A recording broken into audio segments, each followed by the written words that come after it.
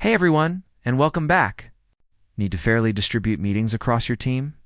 In this video, I'll show you how to automatically assign them using Calendly's round-robin feature. First, you'll need a Calendly premium plan.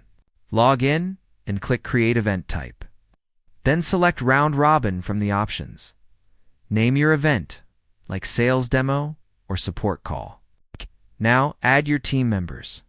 You can include everyone who should receive these meetings. Calendly will assign them in sequence, giving each person a turn. Next, set your team's shared availability. Define the days and times when your team is available for these meetings. Configure the other details like the meeting duration, location, and any custom questions you want to ask invitees when someone books through this link. Calendly automatically assigns the meeting to the next available team member in the rotation. It's completely fair and hands-off for you. You can even set weights for team members if some should get more meetings than others, and that's it.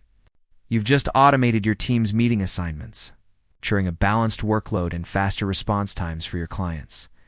If this makes your team's scheduling easier, let me know in the comments. See you in the next one.